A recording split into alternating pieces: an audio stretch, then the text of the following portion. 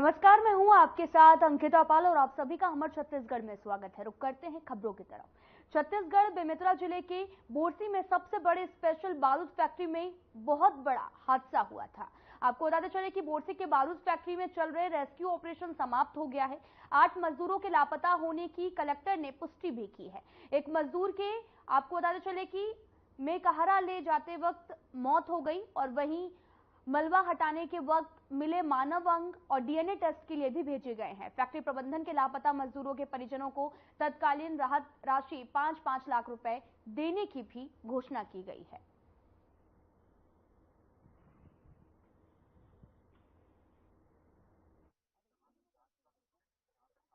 Rescue operation जो है वो समाप्त हो गया और 8 कर्मी जो हैं वो लापता हैं। जिला प्रशासन की टीम उनको ढूंढने में जो है वो कार्रवाई जारी है और तात्कालिक राहत के लिए फैक्ट्री प्रबंधन के द्वारा 5 लाख रुपए की राशि अभी तत्काल सहायता के रूप में आज अभी ही हम जो है वो जो व्यक्ति लापता हैं 8 उनके परिजनों को हम दे रहे हैं और 1 सप्ताह के भीतर जो है वो हम या तो जो लापता व्यक्ति हैं उनको ढूंढ निकालेंगे या फिर उनकी शिनाख्त करेंगे, क्योंकि जो साइट है वहां पर उनके काम करने की आशंका जताई जा रही है और उसके बाद जो है वो 5 लाख रुपए की जो अतिरिक्त राशि है वो भी प्रबंधन के द्वारा दे दी जाएगी।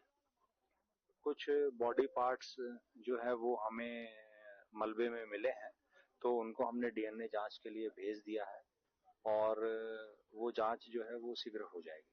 सर, एसआईटी गठन की भी बात सामने आ रहा है मजिस्ट्रेट जांच के लिए। मजिस्ट्रेट इंक्वायरी जो है वो गठित हो जाएगी। अभी रात को ही मजिस्ट्रेट इंक्वायरी की जो है वो आदेश निकल जाएगा और वो जो है जांच में सभी विषयों पे बात करेंगे कि किन कारणों से ऐसा हुआ और भविष्य में क्या ऐसे उपाय किए जाएं जिससे इस तरह की अप्रिय घटना ना हो। तो वहीं छत्तीसगढ़ के वैद्यराज पद्मश्री हेमचंद मांझी ने पुरस्कार लौटाने का ऐलान किया है। उन्होंने कहा कि वे पुरस्कार लौटाने के साथ साथ लोगों का इलाज करना भी बंद कर देंगे। उन्होंने ये भी फैसला किया कि नक्सलियों की धमकी के चलते उनकी इस घोषणा के बाद सरकार ने उनको वाय श्रेणी की भी सिक्योरिटी दे दी है। दरअसल नारायणपुर जिले में चमेली और गौरडंड गांवों में नक्सलियों ने मांझी को धमकी देने वाले बैनर लगाए हैं। नक्सलियों ने उन्हें इलाके में पर्चे में फेंक कर धमकी दी है। नक्सली लंबे समय से मांझी पर घात लगाए हुए बैठे हैं।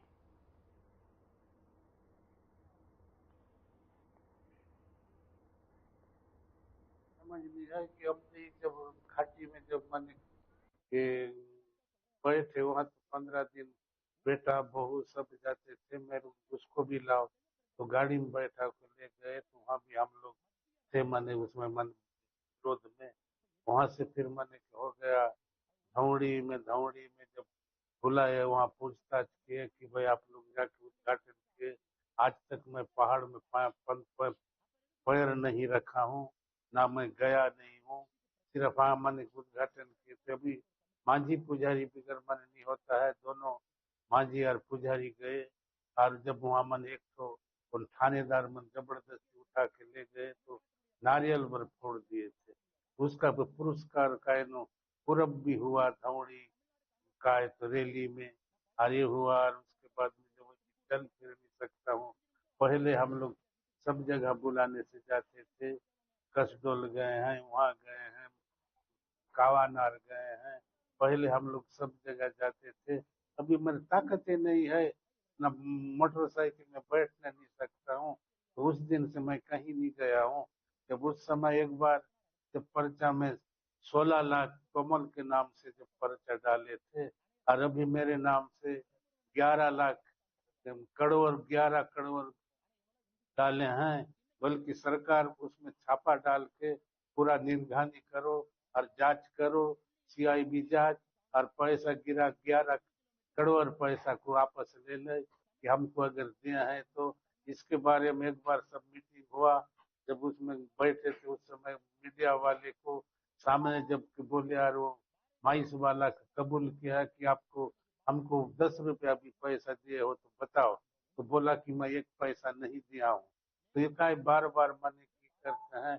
और मने का हम लोग मंदिर मंदिर भी पूजा पाठ करते हैं। तो अभी मंदिर में भी पूजा पाठ नहीं करेंगे। अब उसको भी मैं छोड़ देता हूँ। और जड़ी बूटी का भी अभी काम नहीं करूँगा। अब क्यों मेरे को बदनाम होता है जब पुरस्कार, जबकि मैं तो मांगा नहीं हूँ।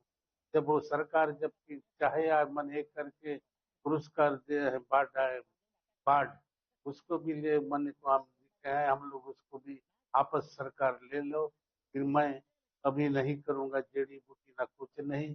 और मेरा मकान को जब बना के जब अधूरा कर दिए उनको पूरा तत्काल कर दीजिए मन की। और वो ये करके वहाँ गार्ड के लिए भी और एक के लिए नहीं तो मैं कुछ दिन के बाद देखता हूँ छोटे डोंगर वापस जाऊंगा। अब मरने वाला हूँ।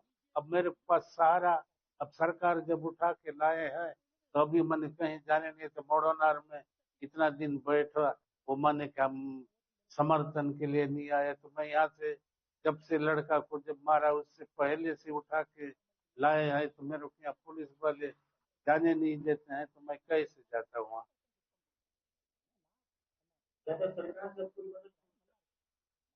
कुछ मदद नहीं है, सिर्फ वो बॉडी गार्ड दिए हैं। और वो मकान के लिए भी बोले हैं और उसको चूना भर पोत दिए हैं। उसमें पत्थर बिछाना था। तो जब मैंने कि ये बोर कराना था। और जब उसमें गार्ड के लिए भी सुरक्षा के लिए बाड़ा को एक हाथ ऊपर उठाने के लिए कलेक्टर बोला वो उठाने वाला अभी तक नहीं उठाए हैं। वैसी पड़ा है।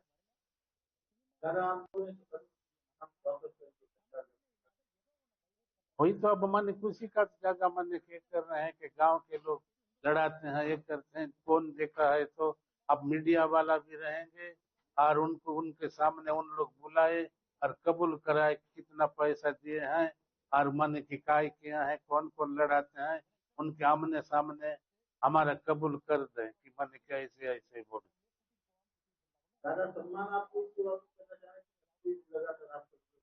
तो नक्शे की तरफ विरोध करते हैं ना लगातार। और करते तो हैं और मार दिए लड़का को जब मंदिर गया था। मंदिर में पूजा पाठ करके आता था और इस रास्ता में थोड़ा सा झुपड़ी टाइप का माने की जंगल है उसी जगह मार दिए उनको। वो भी गांव का ही मनुष्य लड़ाते लड़ाते मन के करके और वही आदमी वो जगदेव कड़िया मारा है। आप सुरक्षा की मांग कर रहे हैं क्या छोटे डोंगर में आपको सुरक्षा मिलेगी? मेरे को सुरक्षा अगर देने से छोटे डोंगर में रहता भले मरना तो मरना ही थे। और जड़ी बूटी को मैं आज से उसको मन के करता हूँ अब नहीं करूँ। अब धर्म काम करते करते क्रम छुटाते हैं। तो भाई वो उधर से बोलते क्या करे हैं। तो हम कुछ नहीं करते हैं जड़ी बूटी जब देते हैं कोई कैंसर वाले आते हैं ब्लड कैंसर स्तन कैंसर बच्चादानी कैंसर जब उसको जब लाभ होता है तभी आते हैं। हम कुछ नहीं कर सकते हैं। अभी मैंने उसको इस्तीफा देता हूँ कि मैं आज से जड़ी बूटी भी नहीं दूंगा ना मंदिर में भी आज पूजा पाठ नहीं करें।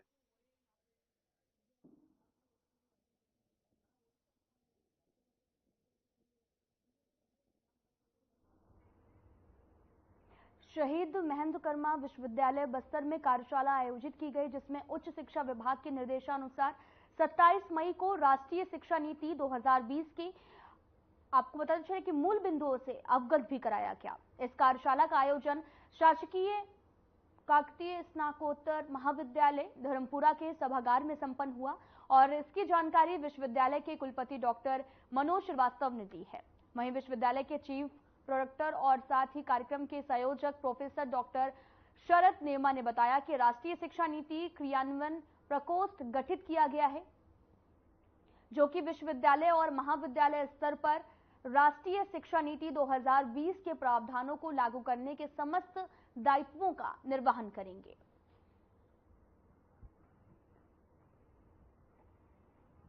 राज्य के सभी विश्वविद्यालयों में तथा महाविद्यालयों में इस वर्ष से 4 वर्षीय स्नातक पाठ्यक्रम राष्ट्रीय शिक्षा नीति के अनुरूप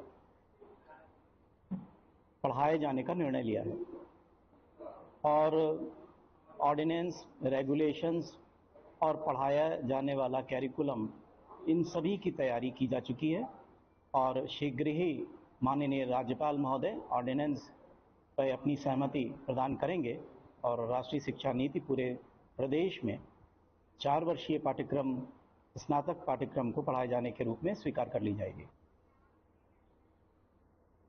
JR आरदानी कन्या विद्यालय और शासकीय मायाराम सुरजन विद्यालय में जिला प्रशासन ने, आपको बताते चले कि यूपीएससी 2024 के लिए निःशुल्क मॉक टेस्ट का आयोजन किया और इस दौरान छात्रों में काफी उत्साह देखने को मिला। छात्रों ने कहा कि जिला प्रशासन की पहल से प्रतिभागियों को भी काफी मदद मिलेगी। सामान्य ज्ञान और साथ ही CSET के पेपर के जरिए भी मॉक टेस्ट में मदद मिलेगी।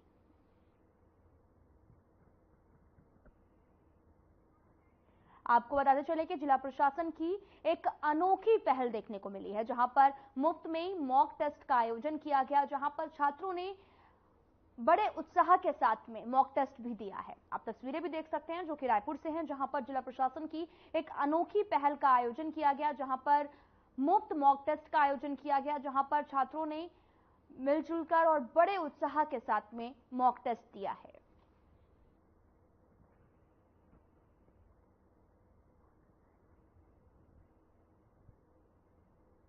आपको बताते चलें कि मुफ्त में मॉक गौरव सर ने जो प्रयास किया है यहाँ पे रायपुर में मॉक टेस्ट लेने का, ये अपने आप में एक बहुत अलग और एक बहुत अच्छा इनिशिएटिव उन्होंने लिया है, क्योंकि हम लोग हमेशा रायपुर के स्टूडेंट को ये सोचते थे कि दिल्ली, बेंगलोर में जब सुविधाएं मिलती है, जैसे मॉक टेस्ट का आयोजन किया जाता है, हम कहीं ना कहीं लगता था पीछे रह जा रहे हैं। पर इसका ये इनिशिएटिव लेकिन उन्होंने बहुत अच्छा कदम उठाया है और जो पेपर था मेरे हाथ में, जैसे GS1 का हमने अभी दिला के निकले हैं, यूपीएससी के मॉक टेस्ट के अकॉर्डिंग ही था पेपर, क्वेश्चन भी वैसे ही थे, तो 2 घंटे में सॉल्व करके हमको बहुत अच्छा लगा। वो बहुत ही अच्छी पहल है, यूपीएससी के बच्चे के लिए बहुत ही अच्छी पहल है, जो किसी भी डिस्ट्रिक्ट में अभी तक नहीं किया गया है। और आने वाले समय में और बच्चे यहाँ प्रोत्साहित होंगे ताकि यूपीएससी के सिविल सर्विस की एग्जाम देने के लिए प्रोत्साहित हो। तो मैं जिला प्रशासन रायपुर का बहुत बहुत धन्यवाद करना चाहता हूँ कि उन्होंने मॉक टेस्ट का आयोजन किया और हम जैसे बच्चों को जो ग्रामीण स्तर से आते हैं उनके लिए पहल बहुत ही अच्छी पहल है। तो हम लोग के लिए बहुत लाभदायक रहेगा और आगे की तैयारी के लिए हमें प्रेरणा देते रहेगा। थैंक यू जिला प्रशासन की ओर से। दुर्ग SP जितेंद्र शुक्ला ने बड़ी कार्रवाई की है और SP ने महिला थाना की साउथ काउंसलर को कार्यमुक्त कर दिया है। लगातार अनुपस्थिति रहने और कार्य में रुचि न लेने के कारण SP ने एक्शन लिया है और इसके साथ ही काउंसलिंग में आए लोगों से दुर्व्यवहार और पक्षपात की शिकायतें भी मिल रही थी। आपको बताते चलें कि SP जितेंद्र शुक्ला ने बड़ा एक्शन लिया है दुर्ग में और जिसको लेकर आपको बताते चलें कि सात जो काउंसलर्स हैं उनको कार्यमुक्त भी किया गया। दरअसल अनुपस्थित रहने पर यह बड़ी कार्रवाई की गई है, जहां पर SP जितेंद्र शुक्ला ने बड़ा एक्शन लेते हुए जो भी कर्मचारी यहां पर ड्यूटी पर मौजूद नहीं मिले, साउथ काउंसलर्स को भी उन्होंने कार्यमुक्त कर दिया है।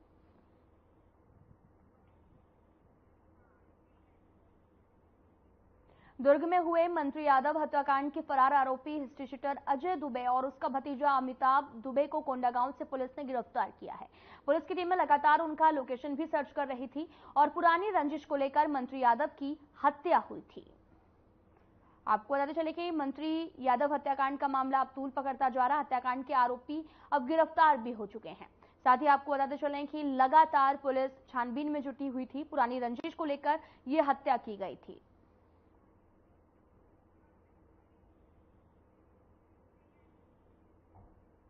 नारायणपुर जिले के छोटे डोंगर थाना क्षेत्र अंतर्गत ग्राम चमेली और गौडंड में लगे मोबाइल टावर में नक्सलियों ने आग लगा दी है। घटनास्थल पर नक्सलियों ने बैनर पोस्टर भी लगाए, जिसमें से छोटे डोंगर के वैद्यराज हेमचंद मांझी पर गंभीर आरोप लगाए गए। पोस्टर में पद्मश्री से सम्मानित वैद्यराज हेमचंद मांझी को आमदाई निको जायसवाल कारपोरेटर का भी दलाल बताते हुए विरोध करने की बात लिखी गई और साथ ही कुछ दिन पहले नक्सलियों ने छोटे डोंगर थाने से महज 200 मीटर पर गोंडवाना समाज भवन के पास में पर्चे भी फेंके थे। आपको बताते चलें कि हेमराज ने अपनी पद्मश्री लौटाने का भी ऐलान कर दिया है और उन्हें अब आपको बताते चलें कि सिक्योरिटी भी दी गई है। दरअसल नक्सली लगातार उनका विरोध कर रहे हैं और नक्सलियों ने 2 मोबाइल टावरों पर भी आग लगा दी। बैनर पोस्टर लगाकर संदेश भी लिखा और लोगों में जिसको देखकर बहुत ज्यादा खौफ भी देखने को मिल रहा है। नक्सलियों ने फिर से उत्पात मचाया। 2 मोबाइल टावरों में आगजनी की घटना सामने आई। साथ ही धमकी देने का ये जो पूरा मामला है वो सामने आया। आप तस्वीरें भी देख सकते हैं, नारायणपुर से हैं, जहां पर मोबाइल टावर में आग लगा दी, जिसके बाद में वो जलकर खाक हो गए। तो वहीं पर आमजन जो वहां पर रहने वाले हैं उनमें भी दहशत का माहौल देखने को मिल रहा है।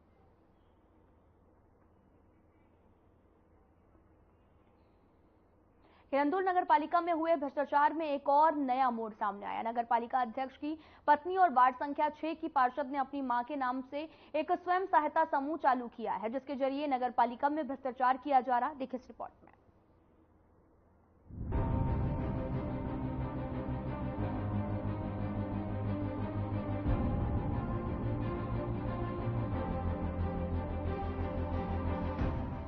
किरंदुल नगर पालिका ठेका श्रमिक के भुगतान में हुए घोटाले में अब एक नई बात निकलकर सामने आई है।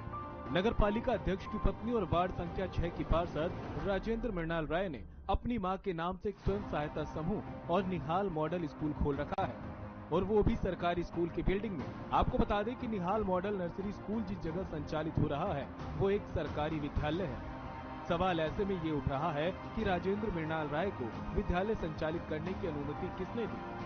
निहाल मॉडल स्कूल के द्वारा 27 फरवरी को स्कूल का वार्षिक उत्सव कराया गया था, जहां हमें निहाल मॉडल स्कूल के अध्यक्ष राजेंद्र मृणाल राय ने बताया था कि निहाल मॉडल स्कूल और निहाल महिला स्वयं सहायता समूह ने अब तक कभी किसी से कोई सहयोग नहीं लिया है। कोरोना काल में संस्था की तरफ से मास्क का भी वितरण किया गया और बहुत कुछ काम संस्था करती है, पर कभी किसी से सहयोग नहीं लेती। स्कूल में बच्चों को पढ़ाई कराते हैं, उसके लिए भी कभी किसी से सहयोग नहीं लिया गया। मैं श्रीमती राजेंद्र मृणाल राय निहाल समाज सेवी संस्था का पंजीयन 2007 में करवाए थे। ये संस्था मेरी मां के नाम पर है और मैं अपनी मां के नाम को हमेशा जीवंत रखना चाहती हूं जब तक मैं जिंदा रहूं। आज जो ये सब देख रहे हैं, नौ निहाल पब्लिक स्कूल का वार्षिक सम्मेलन कार्यक्रम हमने आयोजित किया। ये स्कूल छोटे नर्सरी बच्चों को लेकर के संचालित है और 3 से 5 साढ़े 4 साल तक के बच्चों को हम अपने इसमें पंजीकृत करते हैं। सबसे हर्ष का विषय ये है कि हमारी जो कमेटी है हमारे अपने खुद के सदस्यों की है। हमने पंजीकरण शासन से जरूर करवाया है, परंतु आज तक इस संस्था को चलाने के लिए हमने किसी से भी आर्थिक सहयोग नहीं लिया है। यहाँ पर बहुत सारे कारपोरेट घराने हैं, बहुत सारे जनप्रतिनिधिगण हैं, बहुत से ठेकेदार हैं, परंतु आप दंतेवाड़ा जिला में किसी से भी जाकर के पूछ सकते हैं, इस संस्था में कभी भी किसी से कोई फंडिंग आज तक हमने प्राप्त नहीं किया। जो कुछ भी होता है हमारी संस्था के जो सदस्य हैं सब मिल करके हम इस कार्यक्रम को संचालित करते हैं, स्कूल चलाते हैं। दूसरा, हम सेल्फ हेल्प ग्रुप के ऊपर भी काम करते हैं, और जैसे कि हमारे बायलॉस में भी है कि आपदा प्रबंधन में यदि कहीं पर हम कुछ सहयोग कर पाए तो हम उस पर भी काम करते हैं। और हमारा वैसे तो बहुत कठिन समय था, कोरोना काल 2 वर्ष का रहा, परंतु हमने मास्क बना करके पूरे सुकमा जिले से लेकर के दंतेवाड़ा जिले के विभिन्न स्थानों पर हमने उसका वितरण किया। और उसके चलते किरंदुल में जब रोजगार की बहुत बड़ी समस्या उत्पन्न हो गई थी, पूरे घर बंद थे, लोग अपने अपने घरों में कैद थे, उस समय किरंदुल की अधिकांश घरेलू महिलाएं जो छोटे छोटे सिलाई के काम करती हैं, उन्हीं से हम लोगों ने मास्क सिलवाए थे और उनका जो घर का खर्च था उसमें एक आंशिक सहयोग हमने किया था। निहाल मॉडल स्कूल की शिक्षिका रानी नेताम को मिलने वाला पेमेंट भी इस भ्रष्टाचार की सूची में शामिल है। रानी नेताम ने बताया था कि वो 2019 से निहाल मॉडल स्कूल में काम करती आ रही हैं और अभी स्कूल गर्मी की छुट्टी के लिए बंद है, तब तक काम किया जा रहा है। ऐसे में रानी नेताम जब निहाल मॉडल स्कूल में काम कर रही थी तो नगर पालिका से वेतन किस बात का था। इतना ही नहीं, रानी नेताम का नाम सफाई कर्मचारी के नाम से ठेका श्रमिक की सूची में शामिल है। अब आगे और सुनिए, निहाल स्वयं सहायता समूह का कार्यालय भी एक ऐसी बिल्डिंग में बना है जिस बिल्डिंग को वार्ड संख्या 2 की पार्षद श्याम कुंवर रामटेक के द्वारा शासकीय उचित मूल्य की दुकान के लिए निर्माण किया गया था। नगर पालिका अध्यक्ष इस वार्ड के पार्षद भी हैं। उन्होंने अपनी पत्नी राजेंद्र मृणाल राय को निहाल महिला स्वयं सहायता समूह के कार्यालय को इसमें खुलवा दिया। इस कार्यालय में कार्य कर रही प्रियंका जाल को भी नगर पालिका के द्वारा कचरा सफाई की सूची में शामिल किया गया है और प्रियंका जाल को भी 6,000 रुपए वेतन महीने की दर से भुगतान किया जा रहा है। ये ऑफिस किसका बना हुआ है? वो जो अपना अध्यक्ष है ना, कौन अध्यक्ष? अपना मृणाल राय जी है, उनकी वाइफ है, उनका न्यूज़पेपर आता है तो उसी के ये बिल्डिंग जो है वो सरकारी है। ये 2 नंबर वार्ड के लिए सोसाइटी के लिए जो वितरण प्रणाली है उसके लिए बनाया गया था। तो अभी ये जो ऑफिस बना हुआ है तो ये नगर पालिका से आवंटित है या फिर ऐसा ही है? नहीं, ऐसे ही अपना पर्सनल वो लिए थे। एक्चुअली ये ऑफिस खरीद चुके थे, न्यूज़पेपर नहीं खरीदा तो नहीं जा सकता, सरकारी मकान खरीदा नहीं जा सकता। अब पता नहीं, उतना तो मुझे जानकारी नहीं है, पर न्यूज़पेपर उनका आता था तो उसी के लिए रखा हुआ था। हाँ जी। तो ये इसकी आपको जानकारी नहीं कि किस चीज़ का बना हुआ है ये? बस मैडम मेरे को बोले कि बैठना है, न्यूज़पेपर आता है ऐसा करके, तो इसलिए बैठना है। ऐसे में नगर पालिका RID का क्या कहना है वो भी आपको सुनाते हैं। ये बताएंगे कि ये जो वार्ड क्रमांक 2 में जो बिल्डिंग बनी हुई है ये 2008 से लेकर के 2012 के बीच में इसको सरकारी जो चावल आवंटन होता है सोसाइटी के लिए उसके लिए बनवाया गया था, लेकिन इस वक्त उसमें किसी के द्वारा कब्जा करके रखा गया और कोई कार्यालय बनाया हुआ है। तो इसकी जानकारी आप लोगों को है या नहीं है? क्या जब बिल्डिंग बना उस समय में किरंदुल में प्रदर्शन नहीं था और पता चला है कि सोसाइटी चावल गोदाम के लिए बनाया गया इतनी जानकारी मुझे। अभी वर्तमान में उस जगह पे किसी का कब्जा है और आप यहाँ अभी वापस कब से हैं? मैं 2018 से। 2018 से हैं और अभी 2023 5 साल हो गए। तो उस बिल्डिंग की आपको कोई जानकारी नहीं है अभी कि वो बिल्डिंग नगर पालिका के पास है या नहीं है? नगर पालिका के पास बिल्डिंग है, सरकारी बिल्डिंग है, नगर पालिका का है। तो ये बिल्डिंग क्या आप लोगों ने इसको निविदा के तहत आवंटन किया है या फिर ये कब्जे पे है अभी? ये नहीं, कब्जे पे है ये नहीं है, उसकी पूरा जानकारी नहीं है। बिल्डिंग सरकारी है ये मालूम है, बस इतनी जानकारी। नगर पालिका में ऐसे कितनी सारी बिल्डिंग हैं जो कि इस तरह से अवैध कब्जे पे चल रही हैं? नहीं, यहाँ तो जो है सब किराए पे चल रहा है, लीज पे है। जो बिल्डिंग है कुछ बिल्डिंग कुछ दुकानें जो हमारा खाली है। तो ऐसे कितनी सारी दुकानें होंगी जो खाली हैं इस वक्त? दुकान 20 से 25 खाली है। ठीक है, और वो जो अभी बिल्डिंग की हम खाली है मतलब प्रक्रियाधीन है, नीलामी की प्रक्रियाधीन है। जिस बिल्डिंग की हम बात कर रहे हैं वो अभी नीलामी की प्रक्रिया में है। हाँ। लेकिन वो तो हम लोगों ने उसको जो जानकारी हमारे पास में वार्ड क्रमांक 2 की पार्षद श्रीमती श्याम कौर रामटेके के द्वारा उस वक्त उसको पूरे मोहल्ले से साइन करवा करके और वहाँ पर सरकारी चावल आवंटन के लिए उस बिल्डिंग को बनवाया गया था, जिसमें कि वहाँ पर वो सोसाइटी लगनी चाहिए थी, लेकिन अब तक उस पर सोसाइटी नहीं लगी और किसी दूसरे को राजनीतिक फायदा देते हुए जैसा भी है उसमें बिल्डिंग में कब्जा करके रखा गया है। इसका नाम क्या बताएंगे? इसके बारे में जानकारी नहीं है रामटेके जी। ठीक। नगर पालिका अध्यक्ष और उनकी पत्नी द्वारा किरंदुल में एक नया प्रचलन शुरू किया गया है और वो ये कि काम तो कर्मचारियों से अपने घरों, कार्यालयों और स्कूल में कराओ, लेकिन वेतन नगर पालिका से दिलाओ। हालांकि मामले में देखने वाली बात यही है कि इस भ्रष्टाचार में कब तक और कितनी कठोर कार्रवाई की जाती है। Bureau report.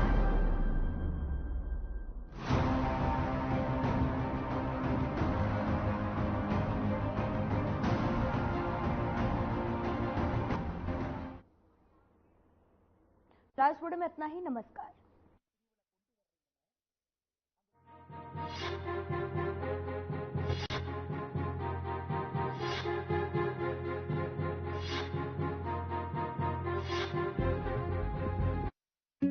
Hey mom, hey, look, I can download a song